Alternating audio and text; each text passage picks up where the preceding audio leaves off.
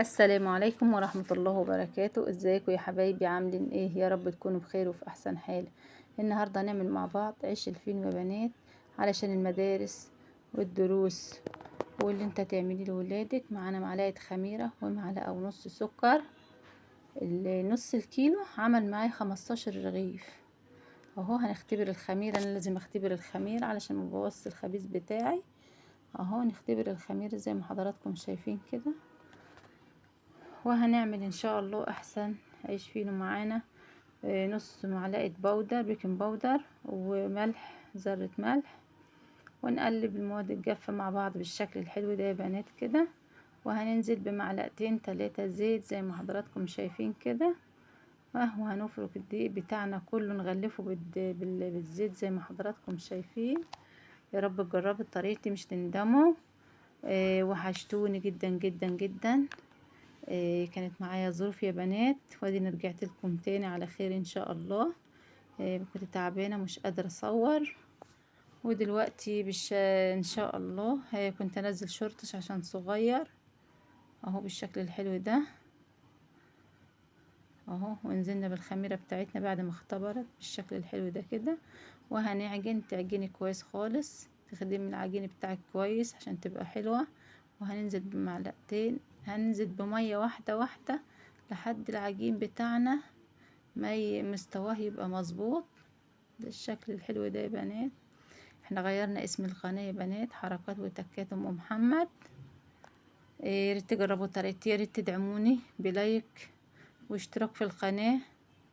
اهو عجلنا العجينه بالشكل الحلو ده، وهنختم العجينه بتاعتنا بمعلقتين زيت يا بنات اهو، او معلقه زيت، ما هي معلقه زيت بالشكل ده كده.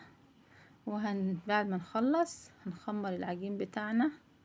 والله يا بنات عملت لي 15 رغيف كبار وزي السفنج، وجميل جميل جميل، وطعم وريحه وكل حاجه حلوه. اعملي في بيتك كل حاجه، ما تشتريش اي حاجه من بره.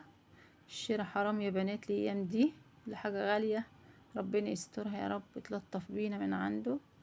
كل سنه وانتم طيبين بمناسبه اكتوبر، 6 اكتوبر. كل عام وانتم بخير يا رب. ينصر المسلمين ويعز المسلمات ان شاء الله. يا رب ينصر غزة يا رب نصرا عزيزا ان شاء الله.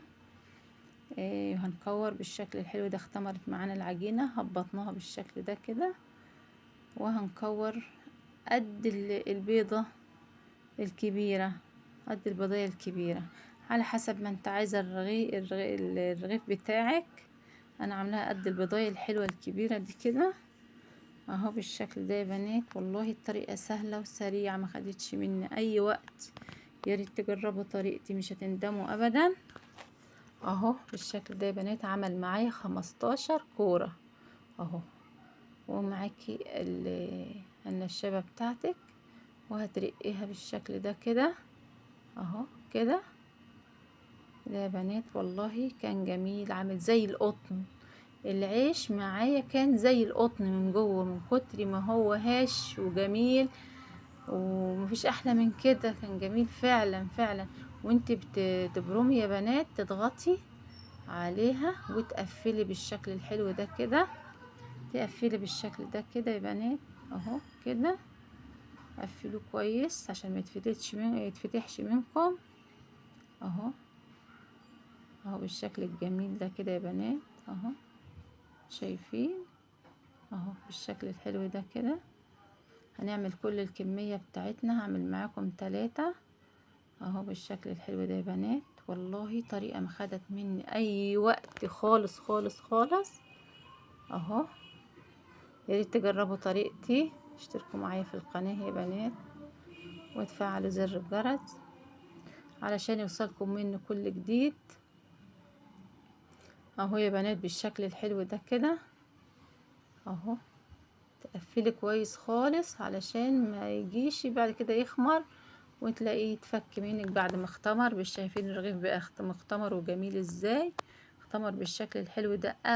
دهنت باللبن، بالفرشة باللبن. عندك نسكافيه ماشي، عندك لبن ماشي، اللي موجود عندي لبن عملت باللبن.